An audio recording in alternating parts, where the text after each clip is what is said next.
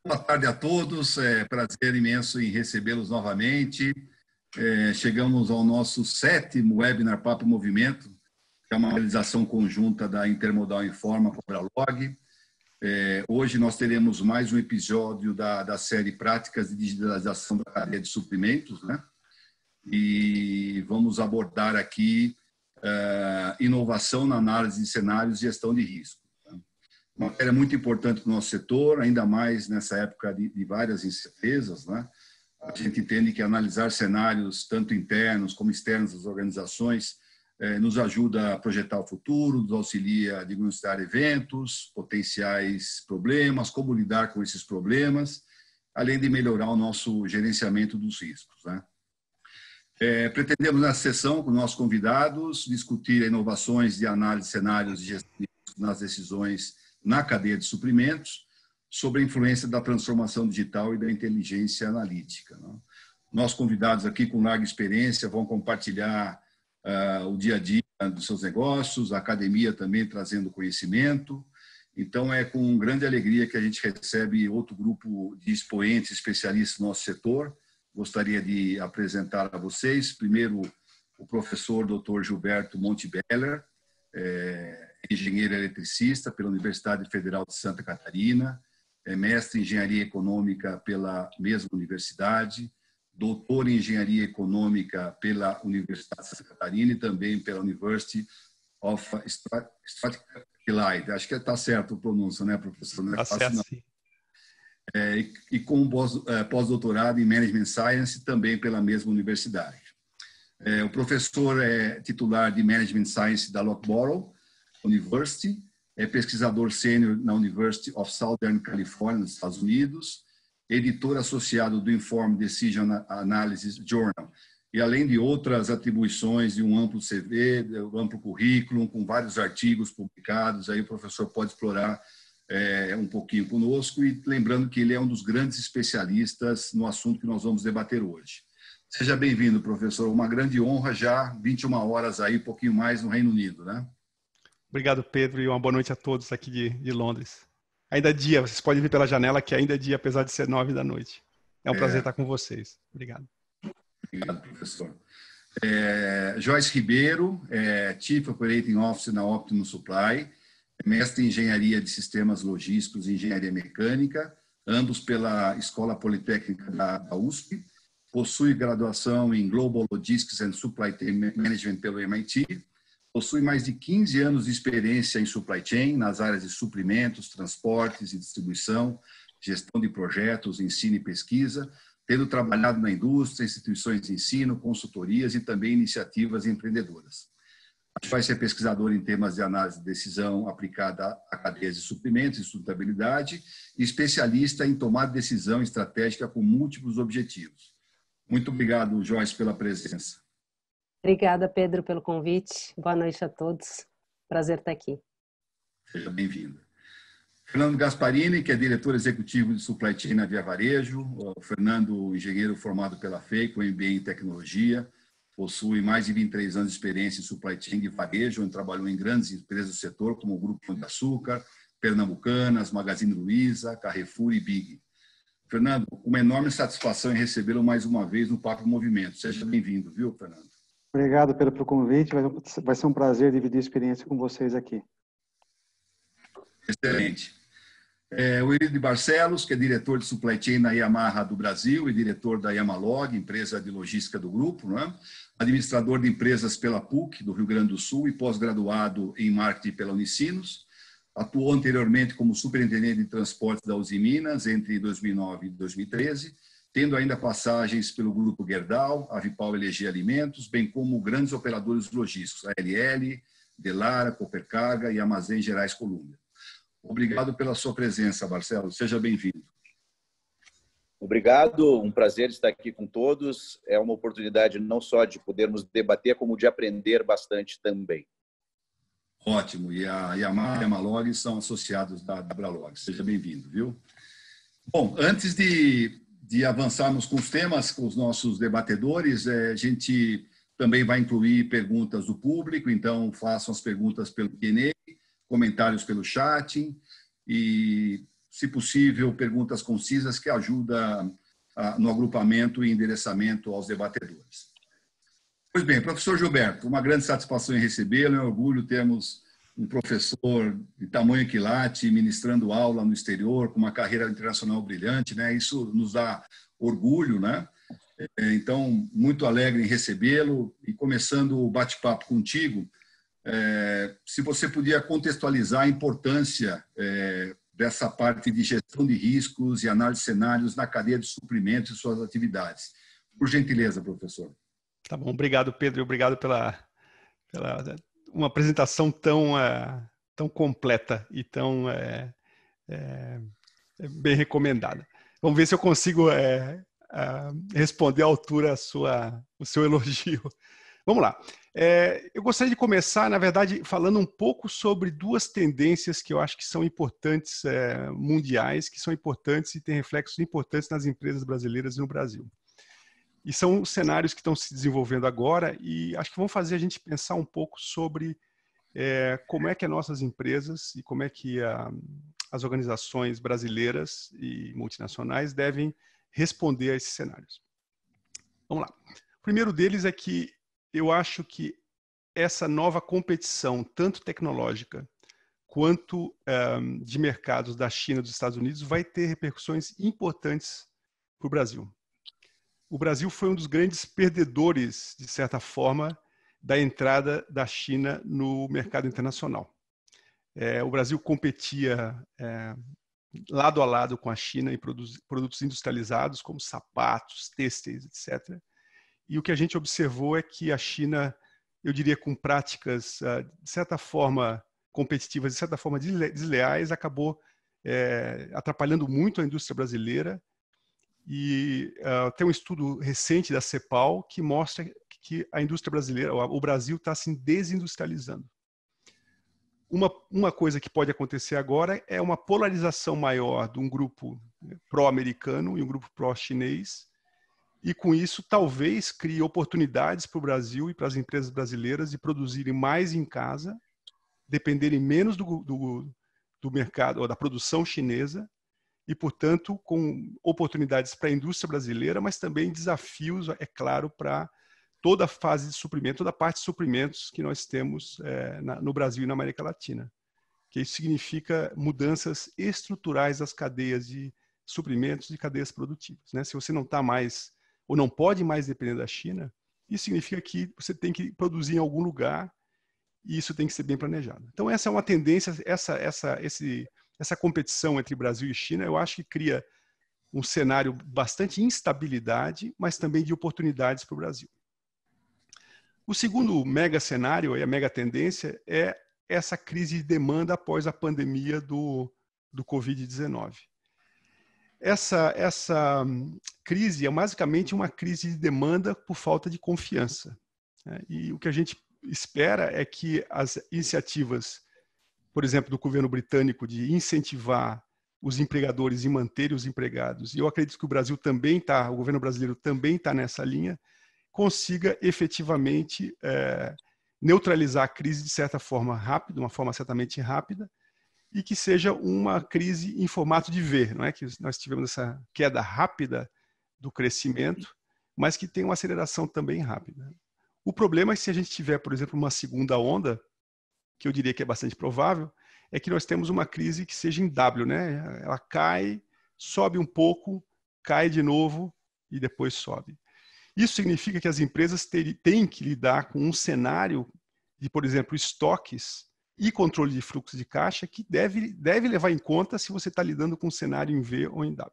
Então, esses dois são bons exemplos de mega cenários que têm um impacto direto na cadeia de suprimentos e no gerenciamento de fornecedores. E eu acho que ilustra muito bem a necessidade de cada vez mais a gente tomar boas decisões quando está lidando com situações de incerteza como essas. E para isso a gente precisa ter uma teoria. A teoria que nós temos para saber como a gente deve decidir melhor, é chamada de teoria da decisão.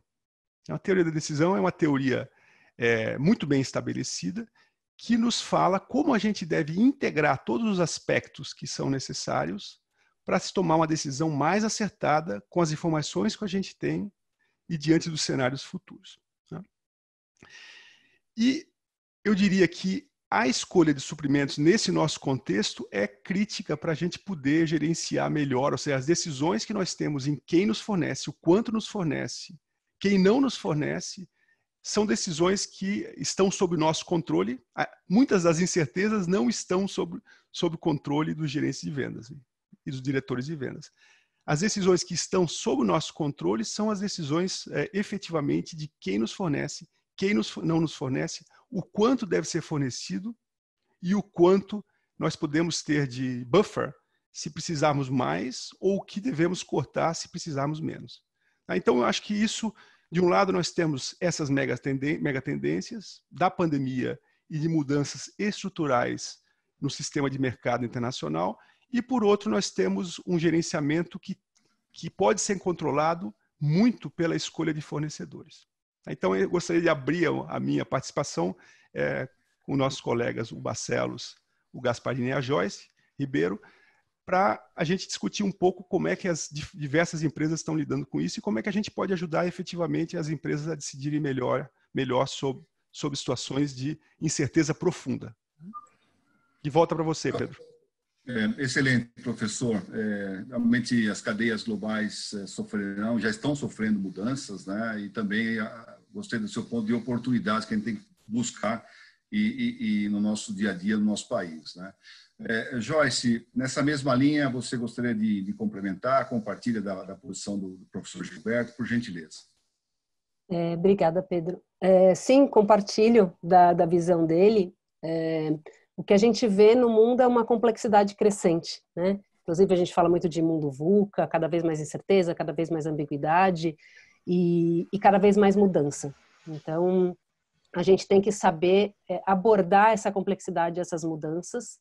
E o que a gente enxerga dentro dessa realidade de suprimentos nas empresas, e daí eu acredito que tanto o Gasparini quanto o Barcelos vão agregar bastante aí nesse debate, é trazendo a realidade de cada um, que é diferente dependendo do contexto, né? E daí quando a gente abriga isso com esse olhar de escolha de fornecedores e de suprimentos, a gente tem que aumentar nossa capacidade de decisão para conseguir incluir esse dinamismo no negócio. Ou seja, eu preciso ter um suporte para tomar uma decisão embasada e efetiva para a escolha do meu melhor fornecedor para cada cenário que está em constante mudança. Então, eu preciso de uma plataforma flexível, de um processo que seja flexível, que seja resiliente na minha cadeia de suprimentos. Muito bom, Joyce, excelente. Eu gostaria agora de passar para o Fernando e para o Barcelos, nessa mesma linha, qual que é a visão de vocês no dia a dia, como é que vocês têm lidado e convivido com esse tema, né? São práticas usuais, se vocês têm alguma metodologia ou ferramenta para suportar a análise de cenários e a gestão de riscos. Então, por gentileza, Fernando. Bom, boa tarde a todos, mais uma vez. É bastante interessante o jeito que o Dr. Gilberto e a Joyce colocaram aqui a teoria, né, da escolha de fornecedores, teoria de decisões, né, incertezas versus risco. O mundo prático aqui é bem nessa linha, né?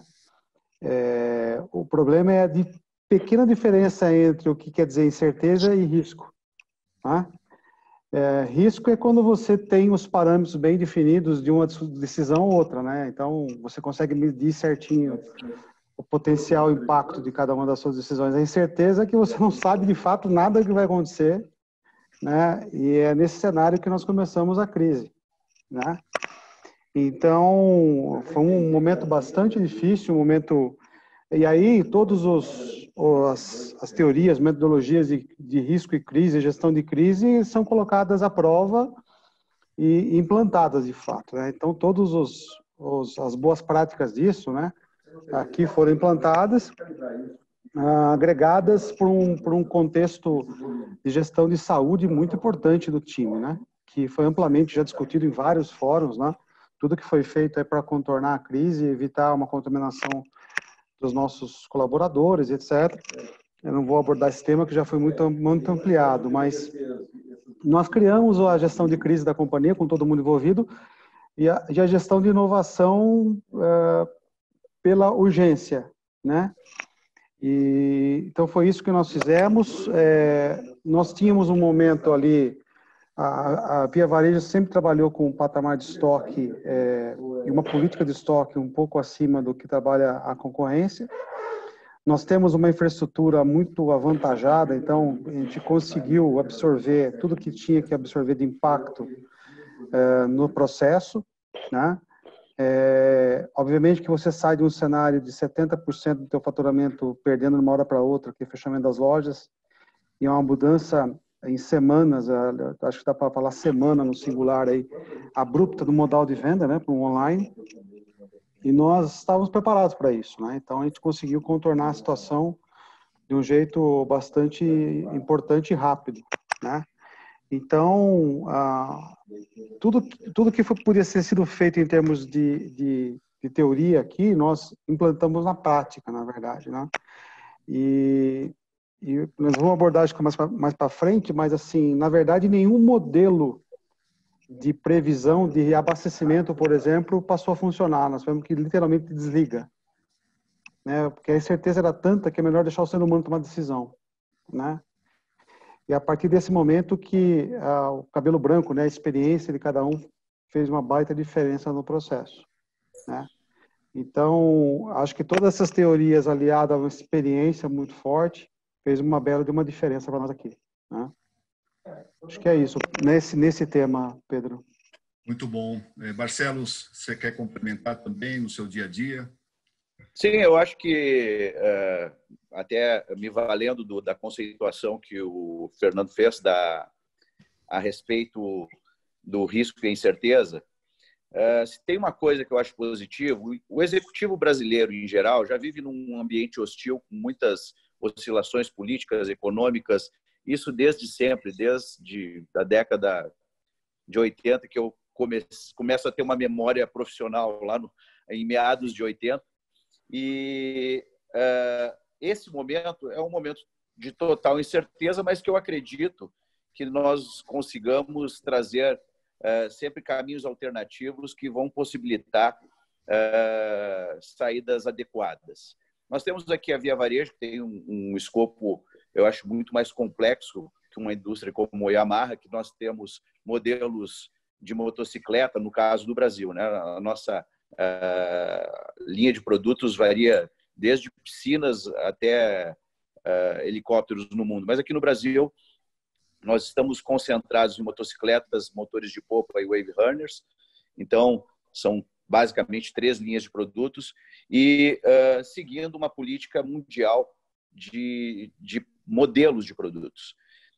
Uma boa parte da nossa produção ela tem fornecedores nacionais, mas tem bastante relevância, aproximadamente 30% dos nossos insumos são produzidos em subsidiárias da própria Yamaha em outros países, né?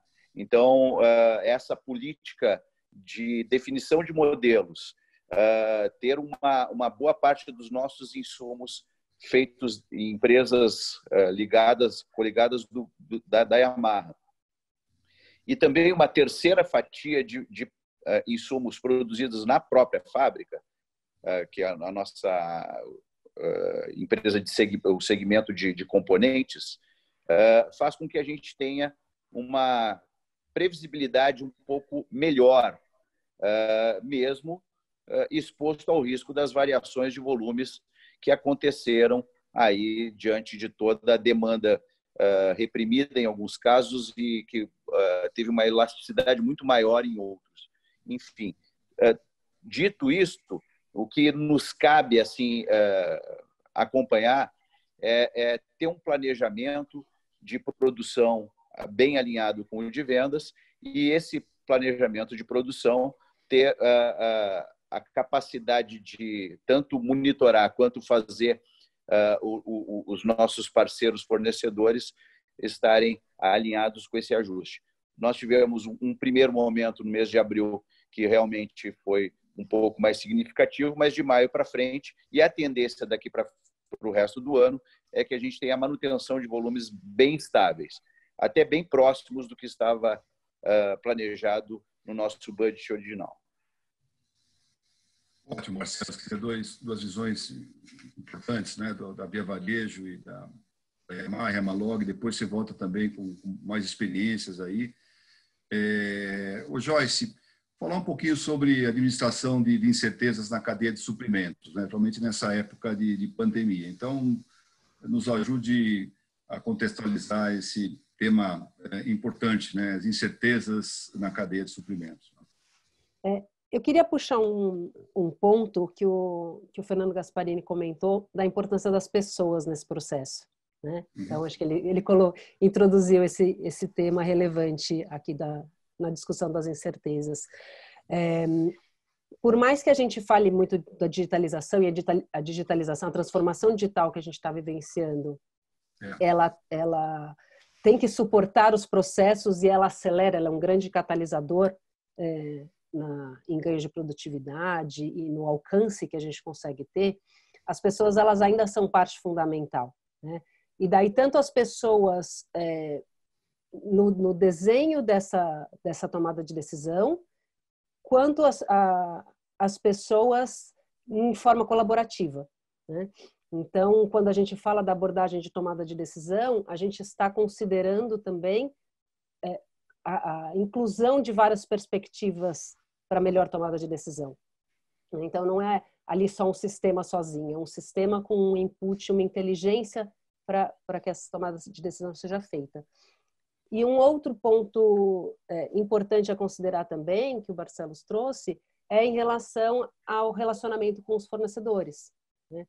Então, se tomaram iniciativas devido às mudanças que ocorreram, né? Então, você muda os seus planos de ação e, conforme você tem um melhor relacionamento com os seus fornecedores, mais você consegue agilizar isso e suportar isso ao longo da cadeia. Então, essa parte do desenvolvimento com os fornecedores, da integração com os fornecedores, essa comunicação, ela também é muito importante para um plano de ação numa crise, né?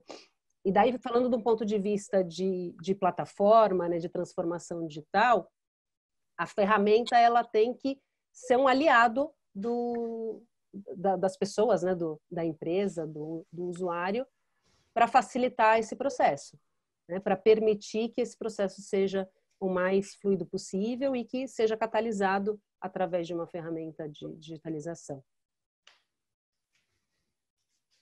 Muito bom, Joyce. A gente tem lá na Abralog o comitê de crise que a gente instituiu lá na época da Greve dos Caminhoneiros e agora está mais intenso, discussões semanais, e dois temas importantes: pessoas, realmente, o crescimento dos processos colaborativos entre pessoas, né? E as empresas estão saindo bem aquelas que realmente têm um relacionamento coeso entre os elos da cadeia, né? Tanto ao montante como ao jusante. Isso aí faz uma diferença muito grande nesse momento. O tempo de reação é mais rápido, né? Mais rápido. Professor Gilberto, por gentileza, também nesse tema de incertezas, administração de incertezas na cadeia de suprimentos, por gentileza. Tá bom, obrigado, Pedro. Acho que o Fernando fez um ponto importante aqui, que é, numa situação de alta incerteza, a gente não tem como estabelecer uma probabilidade dos cenários, né? A gente tem incertezas, mas não necessariamente riscos precisos. E o que a gente sabe na área de ciência da decisão, que além da tomada de decisão, da teoria da decisão, é que numa situação de incerteza profunda, o que a gente deve fazer é procurar estratégias que sejam robustas aos diversos cenários. Ou seja, você não tenta otimizar mais para um determinado cenário a sua estratégia, você tenta encontrar uma estratégia que seja robusta diante de cenários que sejam não extremos, mas difíceis, ou também oportunidades. E o que a gente vê nesse caso é um trade-off entre, tipicamente, eficiência e robustez, né? Ou resiliência. Deixa eu dar um exemplo agora. Eu estou, nessa semana, na verdade, trabalhando com um colega da Organização Mundial de Saúde, que é baseado na Índia, e eles estão preocupados com o fornecimento de oxigênio para os hospitais na Ásia, porque quem sofre do Covid-19 precisa de quantidades de oxigênio inimagináveis. A quantidade de oxigênio que uma pessoa precisa para sobreviver é muito alta. E as cadeias de suprimentos de oxigênio têm sofrido muito porque elas foram desenhadas para eficiência. e não para resiliência nem para robustez. Então, esse é um bom exemplo de uma cadeia de suprimento que foi otimizada por um determinado cenário, mas que não lida bem com cenários de ruptura, né, como um cenário de uma pandemia. Então, acho que o Fernando está certíssimo de que nós temos que, na verdade, pensar em cenários não como uma probabilidade de algo acontecendo, mas sim como uma possibilidade e como é que a gente vai ter estratégias de fornecimento que possam lidar com diversos tipos de diversos cenários, alguns mais negativos, alguns mais positivos. E como o Barcelos falou, acho que uma vantagem do executivo brasileiro é o grau de flexibilidade que o executivo brasileiro tem. Não é à toa que as multinacionais... Eu sempre falo nas minhas aulas, eu dou aulas executivas aqui há 20 anos, né, para várias universidades, como a London School of Economics, em Loughborough, a UIE na Espanha, e eu sempre falo, em cada uma dessas aulas, eu sempre falo que o Brasil é um modelo de flexibilidade, né? Não é à toa que o pessoal das empresas americanas e empresas alemãs, os que estão crescendo, sempre são treinados no Brasil para aprender a ser mais flexíveis. Mas o outro lado disso é que, se a gente olhar em psicologia, e como é que... Porque psicologia estuda como é que as decisões são tomadas, né? Como é que os decisores decidem. A gente sabe que só confiar na intuição pode ser perigoso, né? A gente sabe de diversos vieses cognitivos que podem acontecer quando a pessoa está só confiando na sua intuição. Por exemplo, o que a gente chama de status quo bias, ou seja, a pessoa continua adotando a opção que tinha antes, por exemplo, o fornecedor que tinha antes, com medo de assumir algum risco e selecionar um decisor ou um fornecedor melhor.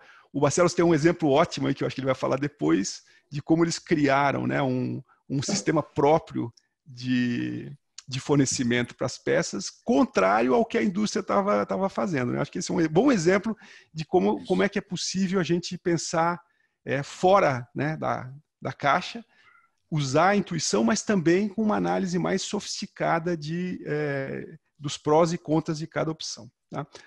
A Joyce também falou do papel dos decisores, então acho que é importante a gente entender que existem dois tipos de modelos de decisão. Um deles são modelos de descrição. Então, o Fernando estava falando, por exemplo, que os modelos de previsão, de repente, não funcionavam mais, né? Porque o cenário mudou tanto, a pandemia veio e as previsões de vendas, por exemplo, não funcionam mais. Então, esses são modelos de previsão, são modelos descritivos. Mas os modelos, por exemplo, que a Joyce e eu trabalhamos, são modelos não de descrição, eles são modelos de prescrição. Então, o que a gente quer fazer, o que a gente quer saber é quais são os seus objetivos para escolher os fornecedores, quais são as suas prioridades estratégicas, quais são os cenários que você está contemplando para o futuro nas suas atividades.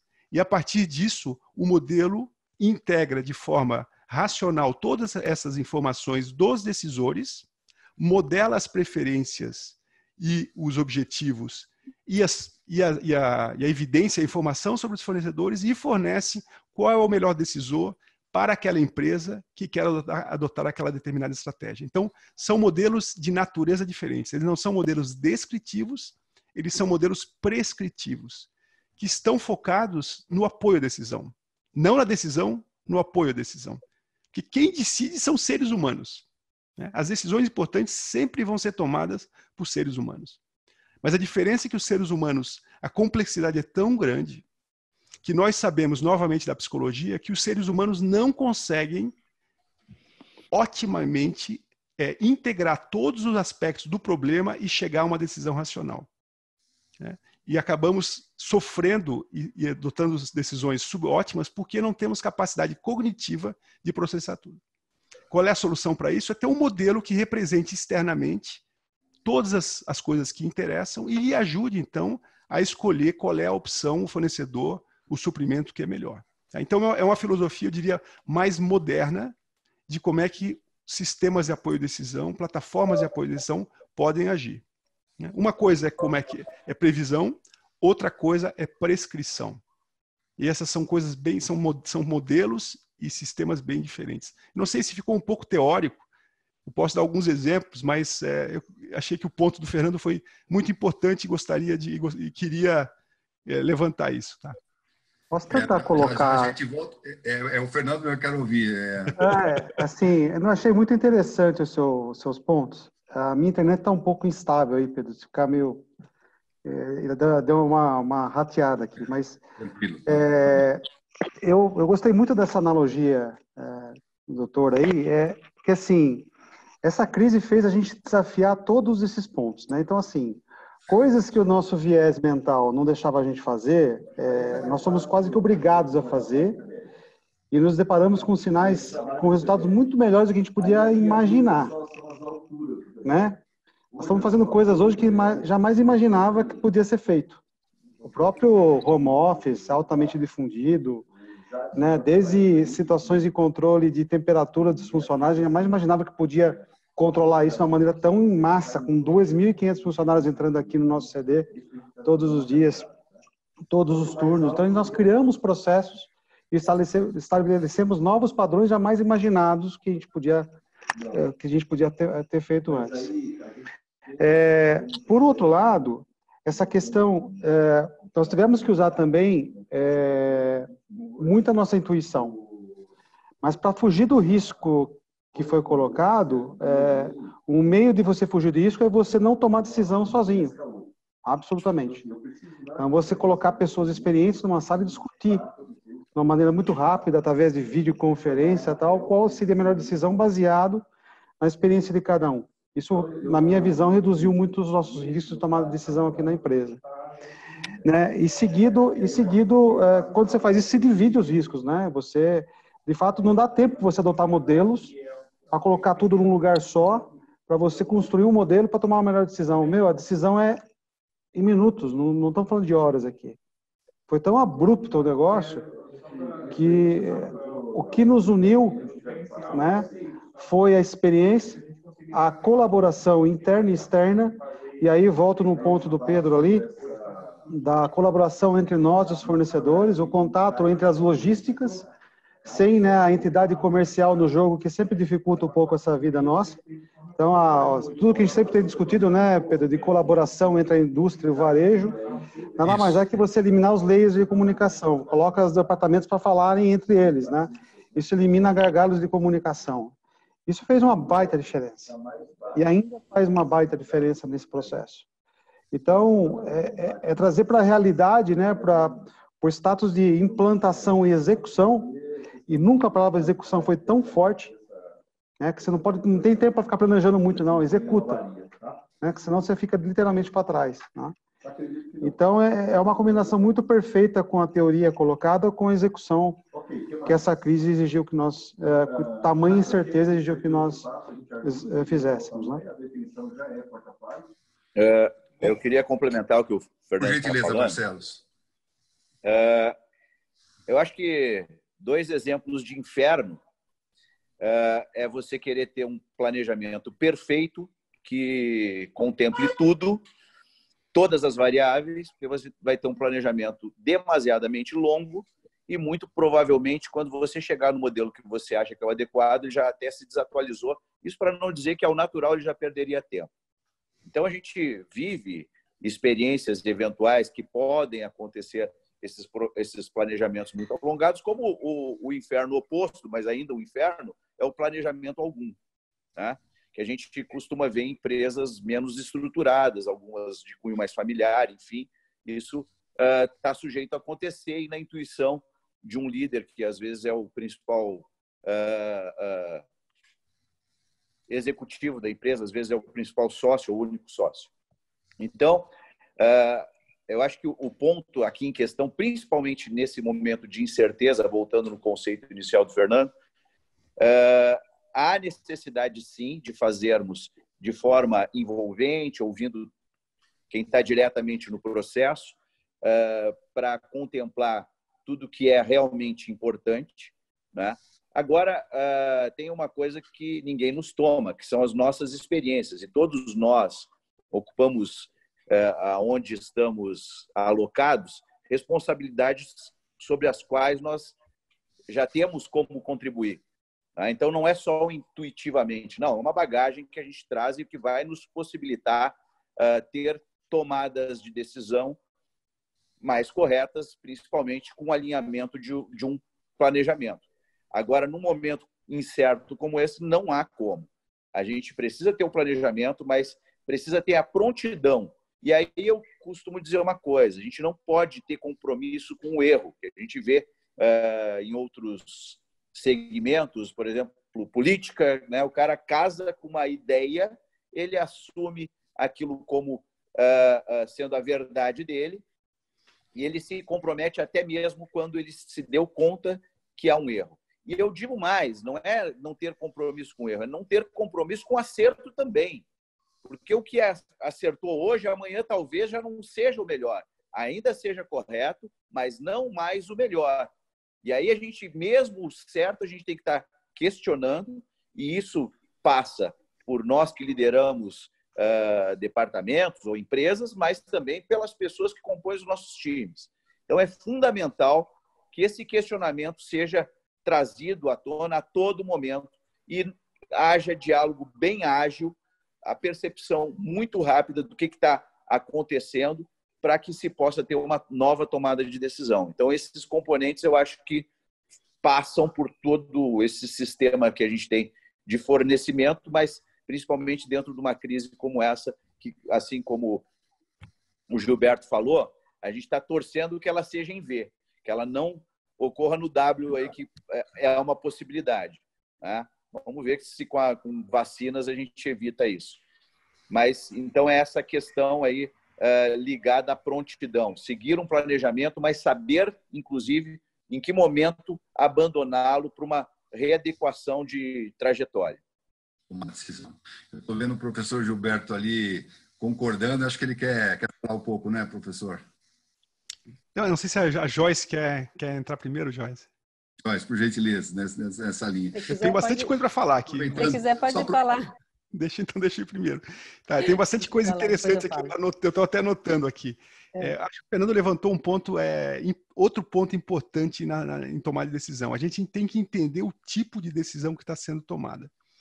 Nós estamos falando de uma decisão de emergência, uma decisão estratégica ou uma decisão recorrente. Tá? Numa decisão de emergência, o melhor exemplo disso, e tem muitos estudos, são os bombeiros. Os bombeiros tomam decisões, eles são tão treinados que eles não pensam quando tem que, por exemplo, entrar num prédio que está em chamas e salvar uma criança. É tudo automatizado. Outro exemplo, pilotos são treinados em simuladores para imediatamente decidir o que fazer se o avião está com uma pane. Essas são decisões de emergência. E o que o Fernando escreveu, eu acho que é um exemplo excelente de uma decisão de emergência de suprimentos e de negócios que aconteceu com a pandemia. Tá? Numa decisão de emergência, o que você precisa ter são executivos altamente treinados que, de preferência, vivenciaram situações de certa forma semelhantes, porque eles não têm tempo para fazer uma análise. Tá? Decisões estratégicas são diferentes, porque decisões estratégicas são decisões de longo prazo, com muitos recursos envolvidos e que podem quebrar a empresa ou fazer a empresa, né, disparar, crescer e aparecer. Nesse caso, a gente não quer uma decisão, a prescrição é que não se quer uma decisão corrida desse tipo. O que a gente quer é que a equipe sente, e aí volto para o que o Barcelos falou, os executivos têm muita experiência, essa experiência deve ser utilizada para se definir quais são os objetivos estratégicos, quais são as prioridades estratégicas, quais são as opções estratégicas, por exemplo, de fornecimento, quais são as incertezas, e aí, então, se decidir qual é a estratégia da empresa. Sem ficar enrolando, como o Barcelos falou, né? Então é necessário que esse processo seja bem facilitado, mas também que não seja uma correria que pareça emergência.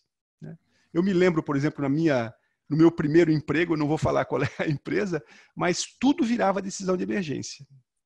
E eu descobri, recém-formado, engenharia elétrica, que essa era uma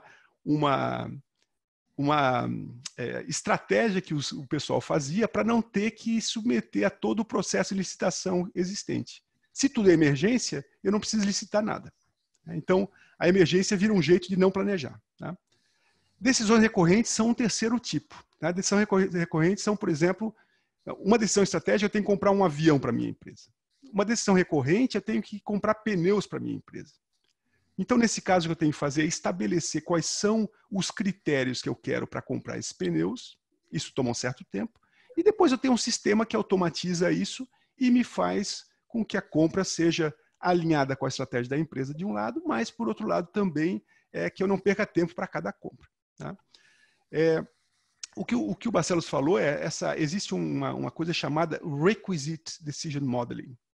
Quer dizer que o modelo deve ser bom o suficiente para resolver o problema que temos nas mãos. Não tão sofisticado que nunca é resolvido, né, que é tão complicado que nunca se chega a decisão nenhuma, e não tão simples que seja simplório. Né? Então, acho que o Barcelos falou muito bem. Né? Tem que ser um modelo e um processo que seja adequado para a complexidade do problema, para o tempo, o horizonte de planejamento que nós temos e para o nível de recursos que está sendo investido. Tá? Então, nós temos que ter... O meu ponto aqui é o seguinte, nós temos que identificar que tipo de decisão nós estamos tomando. É uma decisão de emergência, é uma decisão estratégica, é uma decisão recorrente. Qual é o nível de recursos que nós estamos falando? Qual é o horizonte de planejamento? E, a partir daí, identificar quais são as plataformas e os modelos e o processo que deve ser utilizado para a gente tomar a melhor decisão. Eu acho que a Joyce agora... Maravilha, passar a palavra para ela, porque eu acho que ela vai poder tornar isso mais prático e menos teórico, né, Joyce? Então, falando um pouquinho de plataforma, o que a gente trabalha dentro da Optimum Supply são esses modelos, tanto os estratégicos quanto os recorrentes, né, que o Gilberto comentou. E daí eu estava aqui me lembrando até de um exemplo que a gente teve com um cliente, que não é necessariamente um exemplo ali por causa da pandemia, mas que a gente consegue trazer um dinamismo nessas prioridades, então entender quais são esses objetivos e trazer um dinamismo nessas prioridades que podem mudar, porque uma das coisas que mais acontece quando a gente faz processo seletivo é mudança de escopo, né? Então, dentro mesmo de processos aí altamente estratégicos, a gente tem diversas rodadas, e como que a gente endereça essas mudanças de escopo e como que a gente também endereça aspectos que são intangíveis na decisão, que foi algo que a gente ainda não colocou aqui nesse debate hoje. Né? E quando a gente olha com essa metodologia de tomada de decisão, a gente consegue considerar esses aspectos intangíveis através dos objetivos estratégicos para aquela tomada de decisão, e com a experiência, né, agregando também a experiência dos decisores, todos os stakeholders que estão envolvidos, entender quais são essas prioridades e quais são, então, esses trade-offs que a gente tem que fazer. Né? E isso começa a ficar muito mais objetivo. Então, a gente sai desse campo da subjetividade e traz para um campo da objetividade. Voltando no exemplo que eu comentei, que eu estava lembrando, de um caso de seleção de processo de assessoria jurídica. Né? Então, os objetivos que você tem para a escolha de uma assessoria jurídica tem a ver com a confiabilidade do processo. Né? Então, você tem, é lógico, questões de custo, mas você tem muitos aspectos intangíveis relacionados a essa escolha de fornecimento. Né? Então, como que você consegue colocar isso de uma forma objetiva, de forma a filtrar o que realmente é relevante para você tomar essa decisão e, em cima disso, ainda negociar para você conseguir melhorar seu nível de serviço e o custo. Né? Nesse caso que a gente teve, a gente reduziu em mais de 50% em negociações objetivas o custo, mantendo o nível de serviço com alguns escritórios que o nosso cliente tinha selecionado. Né? Então, voltando isso para colocar aqui no aspecto de cenários, conforme a gente cria essa modelagem de forma clara, a gente consegue estabelecer os cenários também de forma muito objetiva para a gente entender as consequências que são relacionadas a cada um deles, e então a gente pode tomar a melhor decisão. Né? Porque se a gente não tem definição dos objetivos de forma clara, a gente também não vai ter de forma clara quais são as opções existentes, ou mesmo poder criar uma nova opção que atenda à minha necessidade. Posso? Eu falar, Gilberto, que só uma coisa, na minha experiência de mais de 20 anos talvez surpreendentemente, o que eu encontro é que é difícil a empresa que tenha objetivos claros para uma escolha quando a gente começa o projeto. E isso é reforçado novamente na psicologia. A gente sabe, em estudos de psicologia, que as pessoas tipicamente não têm objetivos claros quando fazem escolhas pessoais, e o mesmo se reflete em escolhas empresariais. Então, um aspecto importante que a gente enfatiza é não somente uma plataforma que possa, por exemplo, modelar objetivos, prioridades estratégicas e avaliar as alternativas de fornecimento, mas também processos que ajudem esses times de compras a estabelecerem e concordarem quais são os objetivos que efetivamente devem ser levados em conta numa escolha, né? E o que a gente também, outra coisa que a gente observa é que custo é um aspecto super importante, mas a qualidade também pega. E enquanto o custo é fácil de mensurar, os aspectos de qualidade, como a Joyce falou, muitas vezes são intangíveis. Eu sempre dou o exemplo da Apple. O pessoal compra um laptop da Apple que custa o dobro do preço de um laptop da PC, da Microsoft. Por quê? Porque ele é muito cool, né? É um negócio muito legal, né? Então a gente está pagando pela coolness o dobro do preço do que pagaria por um laptop normalmente. Então os intangíveis muitas vezes têm muito valor, mas é difícil monetarizar isso, né? Então, os modelos que a gente desenvolve, estuda, são modelos que permitem levar em conta todos esses intangíveis que agregam valor, mas são muito, muito difíceis de ser mensurados monetariamente, né? E aí a questão é quanto você está disposto a pagar mais para ter mais qualidade, né? There is no free lunch, né? Como dizem os americanos. Não tem almoço de graça, né? Fernando, Gilberto, dentro disso, dessa intangibilidade que você está mencionando, uma pergunta que eu ainda não tenho clareza sobre como vai se desdobrar é essa dependência mundial da produção concentrada, principalmente na China, né? A gente vê o que se passou, como é que algumas empresas tiveram problemas de fornecimento com seus insumos ou mesmo seus produtos de forma concentrada e havendo até algum desabastecimento. E como é que será esse trade-off entre o menor custo e uma estratégia de continuidade de negócios, de independência de um grande produtor mundial que cresceu, sabe-se lá como, né? Mas que também talvez seja até políticas de governo que possam ser revistas em função de tudo que aconteceu e o que há por vir aí, porque a gente está dentro da crise ainda. A incerteza continua, né? E tem muita gente que foi prejudicada e no final das contas, o que eu vejo é que a própria China está sendo amplamente beneficiada, né? Teve a possibilidade de compra de ativos de empresas mundiais, enfim, por aí vai. Mas é um trade-off que eu acho que as cadeias de suprimentos vão ter que verificar estratégias inclusive de vendas de muitas empresas pelo mundo todo, e marcas líderes de toda a ordem. Não, tá certo. Eu acho que o último tema a gente cobre um pouquinho disso, de tendências, então, se a gente puder segurar, a gente consolida isso, professor. Pode ser. Fernando, tem um questionamento aqui do Felipe Teles, muito nessa linha do relacionamento e desenvolvimento de fornecedores.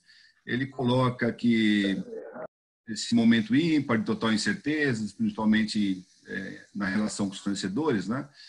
Percebe que aquele bom fornecedor de determinada empresa, até então, pode não conseguir a mesma rapidez em relação à reação de mercado. Ele pergunta, com o pré-aquecimento retomado, né, a competitividade tem se mostrado mais agressiva, maior e mais agressiva. Ele pergunta se é momento propício para o desenvolvimento e ampliação de novas parcerias fornecedores ou sugere fortalecer as relações atuais. O que você pode comentar, Fernando? É sempre bom você aumentar a sua colaboração com os fornecedores, né? Ampliar o seu desenvolvimento de fornecedores. O que a gente tem notado nesse momento de pandemia que nos aflige ainda, é muita...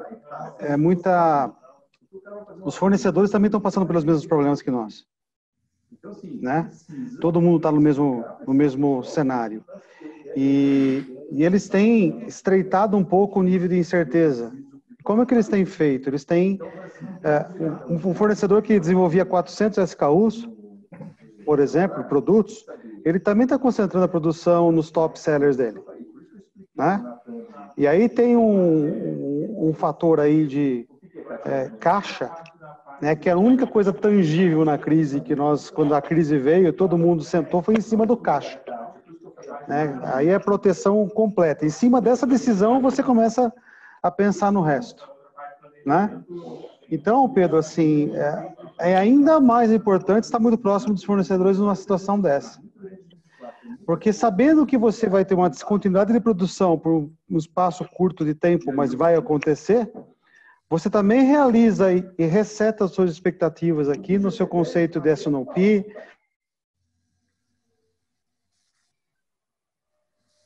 Deu uma trancada.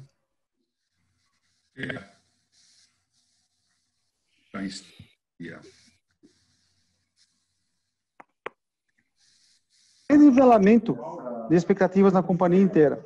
E quanto mais próximo você está da indústria, para conhecer esse comportamento da indústria e os impactos que você vai ter no seu negócio, te alivie muito a sua gestão de crise interna, né? Então, é sempre muito relevante estar muito próximo dos seus fornecedores, sellers no 3P, enfim. Esse relacionamento é sempre muito bom ser feito, em qualquer cenário. Tá? Muito bom, Fernando. Barcelos, eu gostaria que você compartilhasse com a gente o case Yamalog, que é o primeiro dentro do mundo Yamaha, né? E também análise desses objetivos múltiplos e conflitantes, quer dizer, o dilema do equilíbrio entre variáveis, satisfação do cliente, custo logístico, atendimento, ampliação de mercado, né? Então, acho que o caso Yamalog é um caso importante, né, na vida da Yamaha. Você pode compartilhar com a gente um pouco dessa história? Sem dúvida, sem dúvida.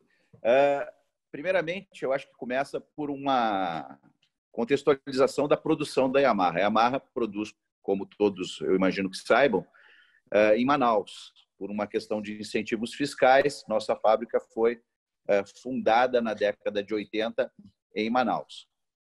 De lá para cá, a produção sempre foi escoada para todo o Brasil. A gente tem aproximadamente 400 concessionárias e, ao longo desse tempo, alguns dos provedores logísticos que operam nessa região trabalharam conosco.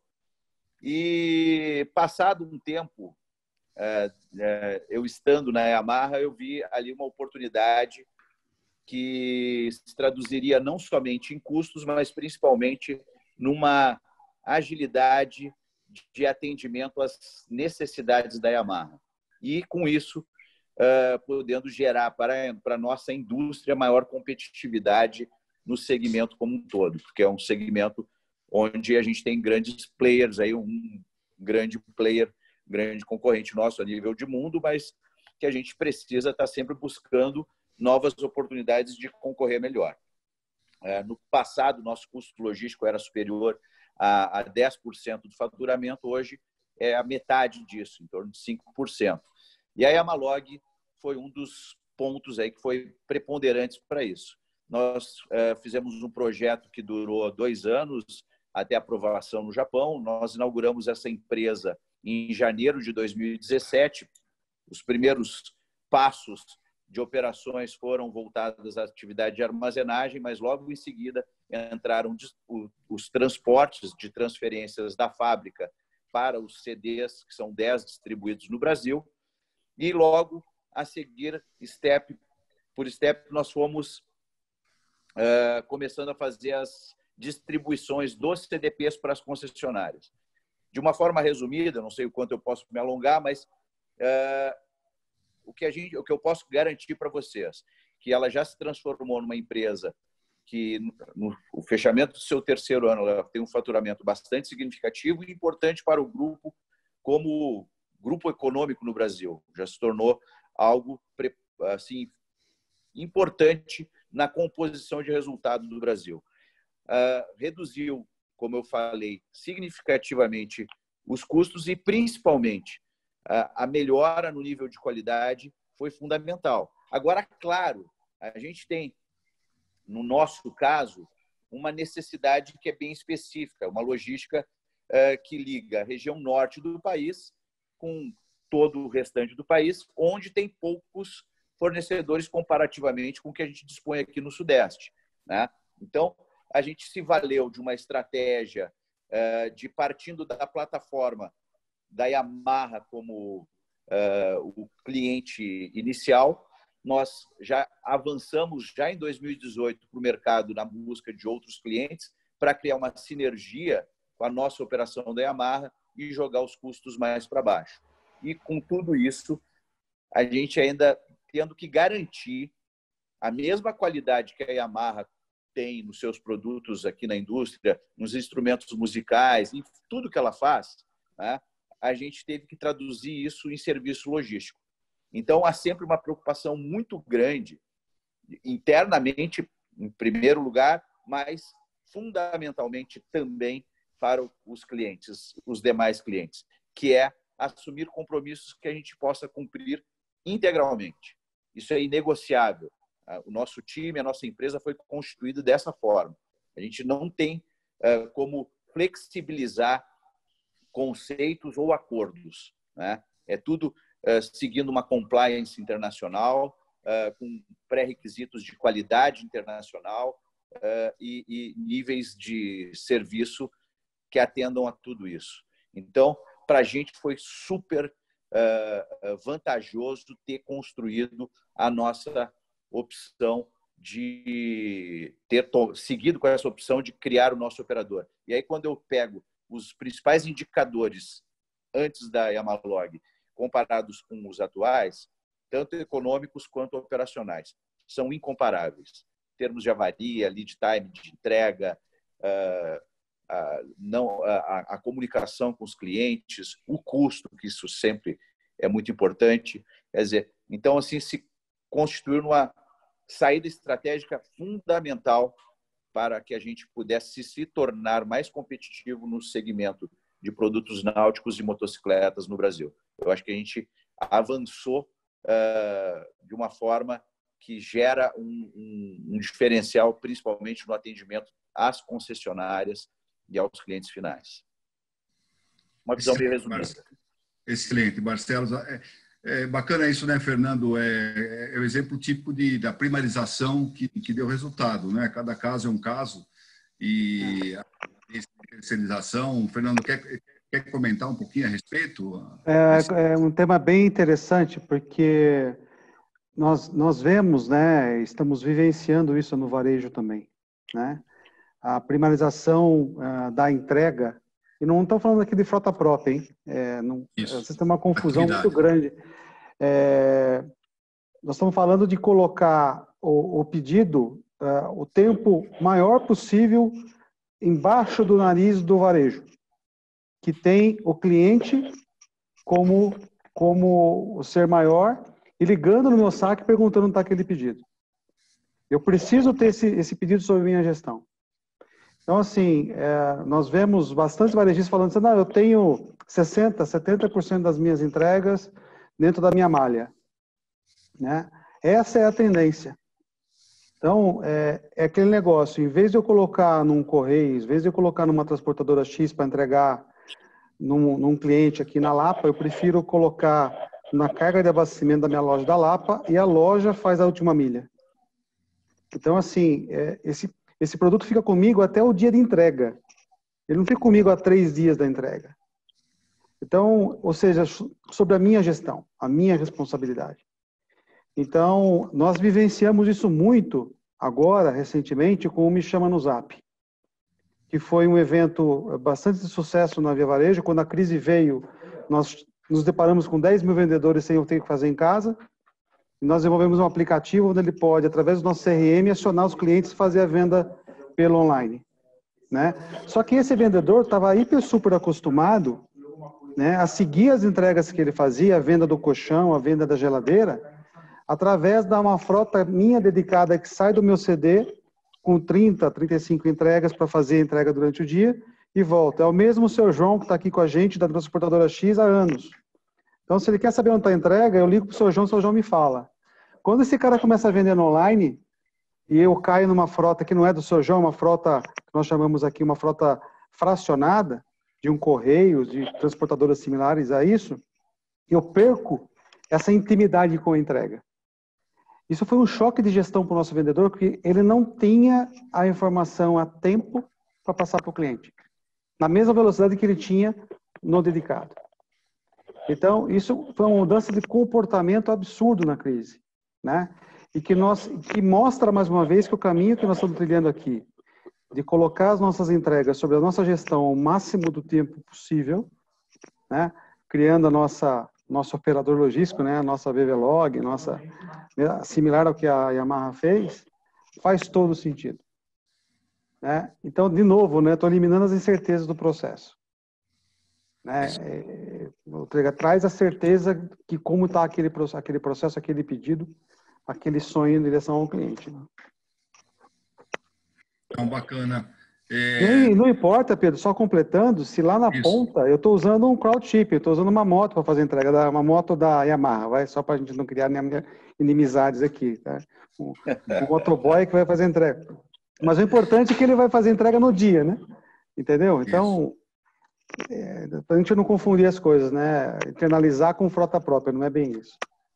Fernando, pode falar, Marcelo. Ainda dentro desse contexto, como é que era a tua capacidade? Pelo que você adiantou o seu estoque, né?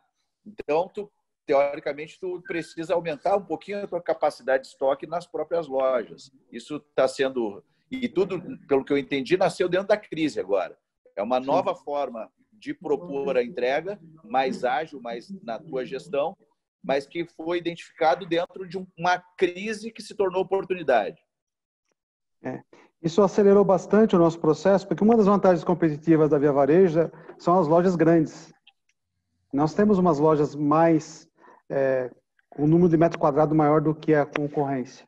Então, a gente consegue expor e adiantar esse estoque mais para a ponta, né? Então, essa é uma vantagem que, nesse momento, faz muita diferença. Talvez nossos concorrentes tenham que abrir mão de algum sortimento para avançar algum sortimento mais importante para o cliente nesse momento, para as lojas, para abrir espaço. Nós não vamos precisar fazer isso. Não estamos precisando fazer isso. Isso aumenta, por outro lado, muito a nossa complexidade de gestão dessa reposição do estoque, né? Temos algoritmos com visibilidade não mais da origem da venda, ou seja, a loja como ponto de venda, não é isso. São CEPs que ao redor de 10 quilômetros daquela loja geram a venda. Eu tenho que ler a venda do CEP para saber onde posicionar meu estoque. Olha aqui, que mudança radical, né? Não é mais o ponto da venda. Posso te corrigir? Veja que interessante. A gente tem aqui o retrocesso do passado, algumas décadas atrás, se chegou à conclusão que o melhor era tirar os estoques das lojas menores e levar para CDs onde você concentrava o seu estoque. Quer dizer, você está revendo tudo isso e estou vendo com vantagens, eu estou compreendendo plenamente o teu conceito e entendo assim que vai se tornar um grande diferencial de venda para a rede varejo. Só que, Barcelos, diferente do passado, o jeito de corrigir esse balanceamento de estoque hoje é muito mais rápido e mais barato. Não, o que eu estou te dizendo é que, assim, as coisas, querendo ou não, a gente não pode se fechar para nada, né? E a minha provocação é sempre nesse sentido. Não olhe a tendência que está toda boiada indo, né? Se está todo mundo indo por aqui, olhe aqui, mas também olhe para o sentido contrário, porque às vezes a oportunidade vai aparecer justamente em você andar na contramão do que a tendência do todo. Esse questionamento. O professor Gilberto, acho que quer comentar um pouco. Esse é um ótimo exemplo de como a digitalização permite você reorientar as operações de uma forma que não seria possível no passado. É um ótimo exemplo, né? da vantagem da digitalização, porque seria impossível fazer isso, era muito caro antigamente, e hoje em dia é fácil porque a informação está disponível, é barata, então é possível mudar a operação porque tem a digitalização. Mas uma coisa que eu acho que valeria a pena a gente falar um pouquinho mais que o Fernando falou antes, e que acabou ficando um pouquinho escondido na nossa conversa, é essa ideia de desenvolvimento de fornecedores. Que esse é um negócio muito estratégico, e novamente o que a gente sabe da teoria da decisão é que se os critérios para desenvolvimento, os objetivos que eu tenho para o desenvolvimento estratégico dos meus fornecedores não forem claros, é difícil orientá-los a o que eles têm que melhorar. Quais são as capacidades que eu quero desenvolver dos meus fornecedores, quais são as capacidades que eles têm que não têm valor para mim. Sem uma análise mais estruturada, é muito difícil fazer isso aí.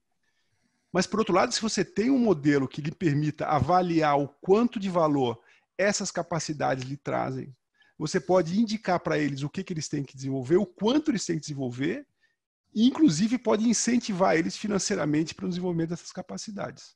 Tá? Não sei se a Joyce quer falar um pouquinho sobre isso, Joyce. Acho que é esse ponto, né? Quanto maior a minha clareza em relação ao que eu preciso, melhor é o que eu vou conseguir pedir para os meus fornecedores. Esse ciclo de feedback é super importante, né? Quando a gente fala aí do ciclo de desenvolvimento e mais que isso, ele é um ciclo que vai alimentar mais de um elo da cadeia, né? Então você cascateia isso das suas necessidades para a necessidade do fornecedor e do fornecedor dele, né? Então, é um ciclo que se integra e que você cria essa maior colaboração. Puxando só um pouquinho do exemplo, principalmente do Barcelos, e que o Gasparini também colocou em relação agora da pandemia, eu acho que é um exemplo fantástico de como cada realidade é única e tem as suas necessidades, e a partir desse entendimento da sua realidade, você consegue criar essas alternativas, né? Mesmo que elas vão na contramão do mercado ou que elas não sejam ali o óbvio, né? Então, de novo, quando a gente analisa de uma forma um pouco mais profunda e faz um projeto estratégico, igual você comentou que foi um projeto de mais de 2 anos, ou seja, não foi uma decisão emergencial, foi uma decisão muito bem analisada e ponderada. Então, o resultado disso é que você conseguiu avaliar consequências, você conseguiu tomar uma decisão assertiva para a sua realidade de negócio, né? Assim como o Fernando também agora está tendo uma oportunidade perante a crise que mudaram os fatores, então aquele negócio das prioridades dinâmicas, né? Mudaram meus fatores, mudou o que importa agora, o consumidor está olhando diferente, ele não vai mais na loja, ele tem que buscar o online, o omnichannel ficou mais latente ainda. Então, eu tenho que dar uma resposta diferente para esse consumidor, né? E o consumidor não quer esperar, ele quer o rápido. Então, a oportunidade que a gente nem pensava antes, que agora apareceu. Eu acho que a grande riqueza do processo está nesse aprendizado, conforme os desafios que vão sendo apresentados, e a gente vai indo em ciclos, né? De certa maneira, a gente está sempre em ciclos nesse progresso, né? Eu acho ótimo, até os 2 casos, né, do Fernando, do próprio Barcelos, quer dizer, e a essência de gerenciamento de risco, né, consiste em maximizar as áreas em que temos algum controle sobre o resultado, né, e minimizar aquelas que a gente desconhece, né, e não sabe a relação causa e efeito. Então, é muito interessante esses pontos que vocês colocaram. Pegando o gancho do Omnichannel que a Joyce comentou, tem uma pergunta. Aliás, professor, tem aqui o Ademar Dutra, prazer em revê-lo. Manda um abraço para ele. Florianópolis, parabéns a todos os panelistas, enfim, revendo os amigos. E o Marcelo Gomes pergunta aqui, considerando esse avanço no Omnichannel, eu gostaria de entender como foram os desafios sistêmicos nessa integração dos estoques com essa nova lógica de abastecimento dos estoques e vendas. Uma pergunta bastante interessante. Quer comentar, Fernando? Esse... Tá fácil. É fácil comentar esse. Foi um trauma. Porque é um choque, né? Eu tô falando assim, eu virei mais gestor de projeto do que diretor executivo de logística, né? Porque nós tivemos que abrir várias frentes aqui, saber falar não, né? que nessa crise nós tivemos que falar não para muita coisa. Alguns projetos estavam andando, nós víamos grandes vantagens de fazer, de repente muda tudo, não para aqui, direciona para lá. E Omnichannel é uma palavra da moda, né? Uma palavra muito discutida. É o futuro, não adianta, é o cliente navegar em todos os nossos canais de uma maneira muito, muito simples, sem atrito, sem fricção. E nós estamos trabalhando muito forte para isso. No país aqui não é tão simples quanto fora daqui, tem uma questão tributária aí que é um problema para nós absurdo, que a gente começa a ver uma luz no fim do túnel. Não estou falando aqui de mudança lá de tributos, lá que está na Câmara, nada disso. Estou falando aqui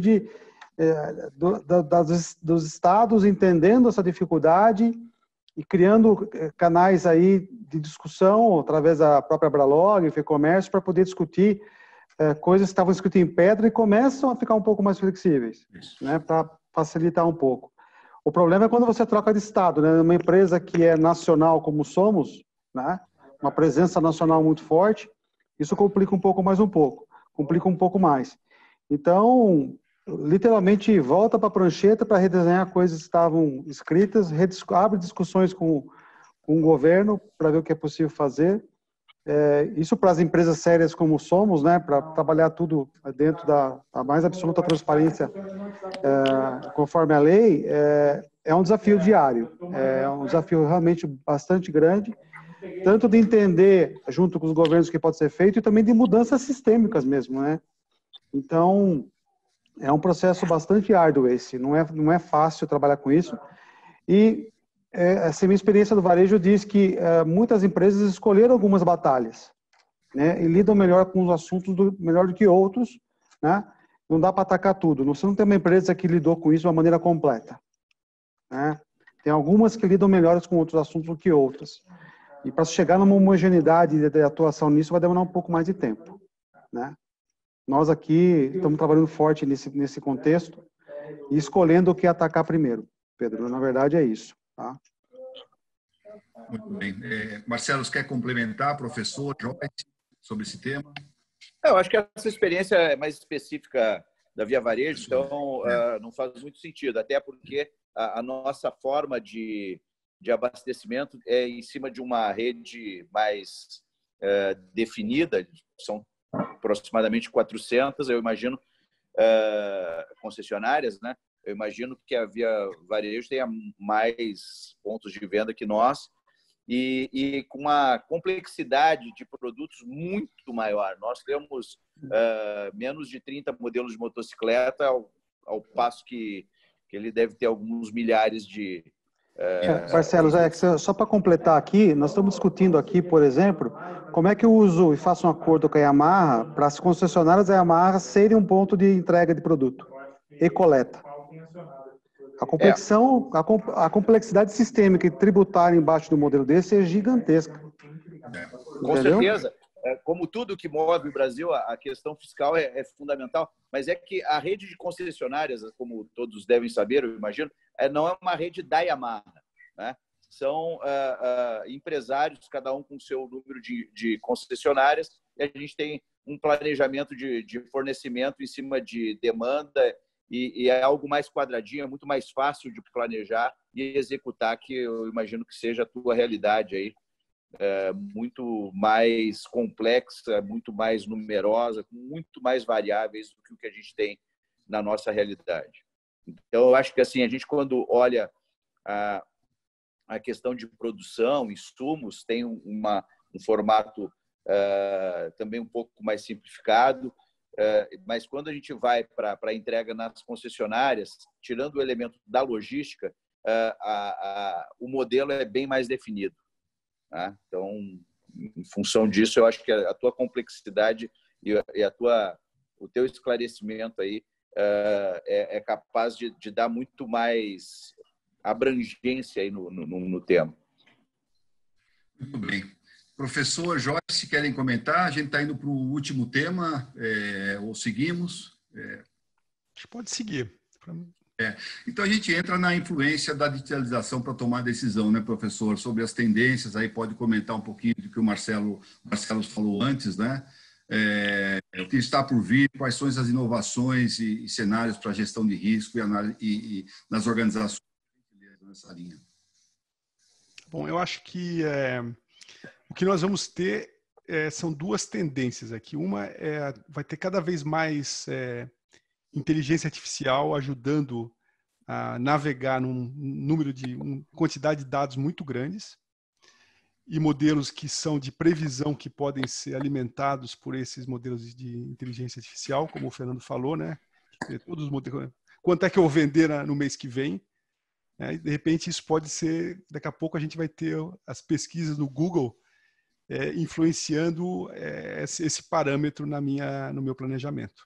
Inclusive isso já é uma coisa que existem algumas pesquisas sobre, por exemplo, detecção de gripe, de pandemia, de epidemias de gripe sendo detectadas pela pesquisa no Google, de que a pessoa começa a pesquisar sobre sintomas.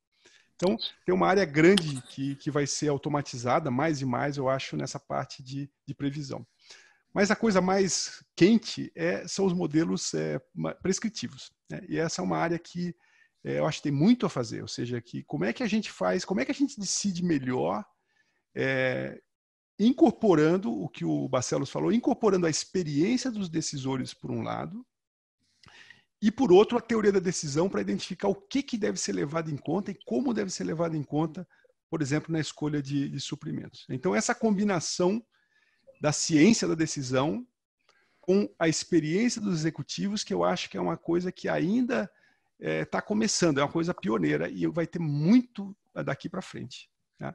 A área de logística é uma área que está relativamente, eu diria, atrasada internacionalmente comparado com outras áreas. Principalmente a área de saúde, em que a teoria da decisão está muito mais bem estabelecida, e a área também de portfólio de investimentos. Tá?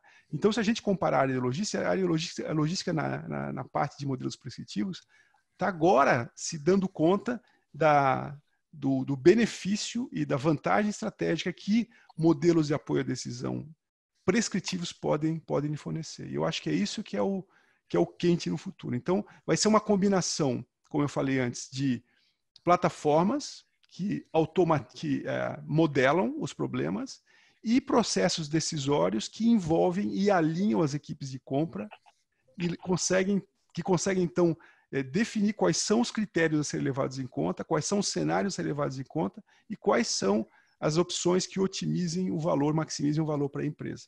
E valor aqui não é só dinheiro, também é benefícios intangíveis, benefícios estratégicos. Então, acho que essa é a minha visão para o futuro.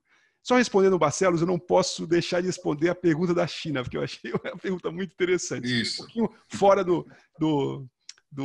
da agenda aqui. Eu gosto muito da história, né? Eu leio muito sobre história. Então, eu acho que a decisão da China, da Ásia, particularmente da China, de vender para o Oeste, no fundo, é uma decisão geopolítica, que foi um modo dos Estados Unidos enfraquecerem a União Soviética, foi favorecer a China. Agora os Estados Unidos estão se dando conta que a China virou um competidor. E geopoliticamente eles estão tentando agora diminuir a influência chinesa. Então, o que as empresas vão fazer vai depender, no fundo, da decisão geopolítica dos americanos e dos chineses se eles vão competir ou cooperar. No sistema de competição, você pode ter áreas de influência isoladas para a China e isoladas para os Estados Unidos, como a Guerra Fria. Numa posição de mais cooperação, talvez você tenha um sistema parecido com o atual. Mas são decisões acima de qualquer empresa. Então, se o governo americano, por exemplo, disser a Apple não produz mais equipamento na China, a Apple não vai mais produzir equipamento na China. Não interessa o quão barato seja produzir lá. Então, eu acho que o cenário aqui é um cenário geopolítico que tem consequências comerciais. Essa é a minha opinião. Tá? Um pouquinho fora do assunto aí. Ótimo. O professor se comentou, quer dizer, não é só o Brasil, quer dizer, na própria Europa, Estados Unidos, esses modelos também prescritivos, quer dizer, estão em desenvolvimento ainda. Não é uma cultura enraizada nas empresas. Em logística, eu diria que é menos desenvolvido. Em logística.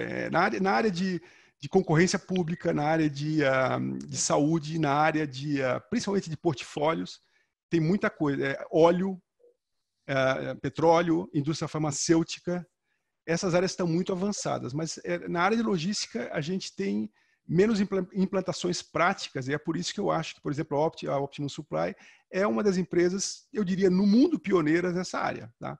E por isso que eu me envolvi, porque eu acho que é uma iniciativa que tem potencial internacional, não apenas no Brasil. Tá?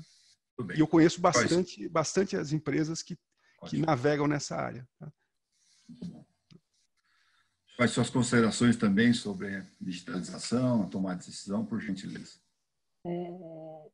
Obrigada, Gilberto. Acho que é excelente a explicação que ele até já passou, esse panorama.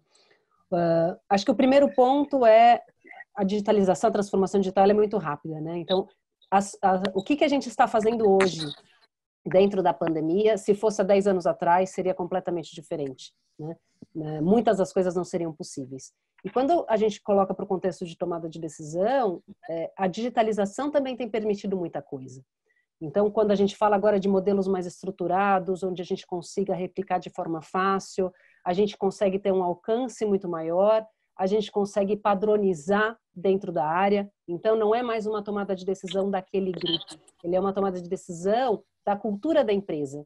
E daí entra a realidade de cada negócio, entra essa parte de pessoas, essa parte da cultura da própria organização e da cultura do país que ela está inserida. E tudo isso tem que ser levado em conta na tomada de decisão, né? No aspecto da tomada de decisão. E falando especialmente sobre a influência da digitalização e a quantidade de informação e dados que a gente tem disponíveis hoje, Big Data para todo lado, isso, de um certo modo, a gente fica deslumbrado porque agora a gente tem muita coisa para analisar, né? Então, eu consigo ter informação em tempo real, eu consigo ter rastreabilidade, eu consigo ter todos os indicadores possíveis, mas do outro lado, como o Gilberto comentou, trouxe algumas pinceladas durante o debate hoje, a gente tem a parte cognitiva, que a gente tem uma limitação de conseguir conciliar todos esses dados sem uma ajuda de um modelo. E o modelo, ele não só ajuda a conciliar esses dados, como ele ajuda a você entender o que é relevante dentro desses dados e o que deve ser tratado como informação de valor no seu negócio, né? Então, quando a gente fala da digitalização dos modelos, tem um filtro importante da inteligência do que deve ser considerado como input desse modelo. Então, qual dado que é relevante para virar informação e qual informação que eu vou utilizar para eu ter qualidade no meu processo decisório. Excelente. Posso só fazer um ponto aqui bem rápido, Pedro? Um computador nunca vai conseguir automatizar uma decisão de trade-off. Por exemplo, será que eu devo gastar R$10 a mais por entrega para tornar o meu cliente mais satisfeito 5 pontos na minha escala de satisfação? O computador não vai poder te falar isso aí. Essa é uma decisão dos gerentes e da empresa. Algumas empresas podem gastar R$10 a mais para aumentar 5 pontos de satisfação, outras não. Então, toda essa automação de inteligência artificial tem um limite em qualquer decisão que exija um trade-off. Por exemplo, será que eu tolero ter uma operação menos eficiente para ter mais resiliência na entrega? Essa é uma decisão que não pode ser automatizada, ela pode ser apoiada por uma plataforma, por exemplo, como da Optimum Supply. Mas ela não pode ser automatizada, porque a decisão, a prioridade é da empresa e tem que ser da empresa. Tá? Então, existe um limite natural das decisões que podem ser automatizadas. E todas aquelas que exigem um trade-off significativo, elas sempre vão precisar do input dos gerentes, para dizer para o computador, não, a gente aceita pagar R$10 a mais, ou a gente não aceita pagar R$10 a mais por entrega, para satisfazer mais o meu cliente. Tá? Só isso aí. Então, o ponto é esse, do apoio, de usar uma ferramenta de apoio para você aumentar a competitividade do seu negócio, conforme as suas prioridades, que podem ser diferentes daqui num novo período ou conforme uma outra necessidade. Mesmo dentro da própria empresa, você tem projetos que demandam pré-requisitos diferentes. Isso aí. Fernando, estamos indo para o final praticamente. Suas considerações finais também a respeito desse tema, fica à vontade para comentar, por gentileza. E já agradecendo a belíssima participação mais uma vez. Obrigado. O tema digitalização, a regra é acelera. Tudo que é repetitivo pode ser colocado numa máquina, nós estamos acelerando aqui. Então, muito forte no atendimento ao cliente, com bots, com contato com o motorista para ponto de situação de entrega. Então, tudo que a gente pode cortar cotovelo com o uso da digitalização, cotovelo de processo, né, que você perde produtividade, a gente está usando muito isso, né? E o tema aqui é acelerar. Mas eu estou com uma situação agora que uma máquina realmente não toma uma decisão, não pode tomar uma decisão, que é investir. De fato, você quase acertou o valor, Gilberto, aí, a mais no frete para poder evitar reclamações na justiça por um atraso de entrega. Né? São pontos totalmente, né, que não entram na mesma equação, né? E assim, tem um limite, eu acho que tem um limite esse uso da digitalização, da inteligência artificial, que são modelos de suporte, não de decisão, né? Eu super concordo com isso. Os temas aqui abordados, Pedro, acho que assim, foram bastante correlatos, né? Uma coisa ligada com a outra, muito rico. E eu acho que nessa crise nós aprendemos a como realmente que os nossos modelos mentais, né, não têm limites, né? Mas eles nos dão limite, né? E eles foram desafiados a todo momento nessa crise. E acho que foi muito rico, né? Sempre é bom estar debatendo contigo, sabe disso. Marcelo, suas considerações finais aí também a respeito desse tema e já agradecendo a sua participação. Muito obrigado mesmo, viu? De forma bem resumida, porque quase tudo já foi tratado, basicamente a digitalização como ferramenta de apoio à tomada de decisão. Essa interdependência é inevitável, é necessária e não consigo ver que isso vai conseguir se dissociar em algum momento. Então, a experiência, a vivência, a capacitação, a competência do executivo com as ferramentas corretas vai levar ao melhor resultado, sem dúvida. Aproveito, então, aqui para agradecer a todos. Aí. Foi um prazer ter estado aqui com você, Pedro, Gilberto, Joyce, Fernando. Mais do que a gente discutir, é uma oportunidade de aprendizado para mim também, né? São novas experiências de coisas que eu não tenho a vivência e eu acho que, de alguma forma, eu posso contribuir com alguma coisa que a gente traz também de novo. Então, agradeço a todos, fiquei muito lisonjeado com o convite e estou à disposição para, sempre que necessário, a gente voltar a conversar sobre as nossas experiências aí. Perfeito. Falei que você ia contribuir bastante, né, Marcelo? Você lembra disso? Obrigado. Joyce, parabéns pelo trabalho, né, materializando todos esses conceitos que nós discutimos na empresa. Muito obrigado, grata satisfação em trabalhar contigo e debater contigo esses temas. Obrigada. Acho que é sempre um aprendizado constante, ver novas experiências, a gente conseguir trazer a aplicação e apoiar na melhor tomada de decisão, que na verdade é a tomada de decisão mais assertiva para cada caso, né? Que a gente falou um pouquinho hoje, para cada realidade, né? E acho que trazendo cada vez mais esse paradigma também da gente falar em valor adicionado, né? Em valor agregado, que vai muito além de custo ou só de TCO. Acho que a gente tem que falar aí do valor real que cada elemento traz na nossa tomada de decisão, que é o que importa. Muito obrigado. Professor, por gentileza.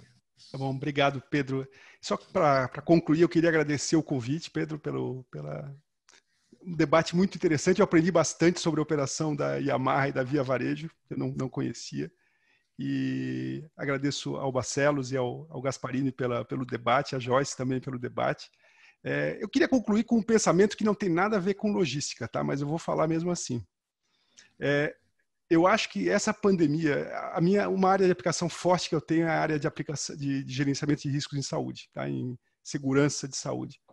E essa pandemia mostrou a importância de duas coisas, se a gente analisar as respostas no mundo.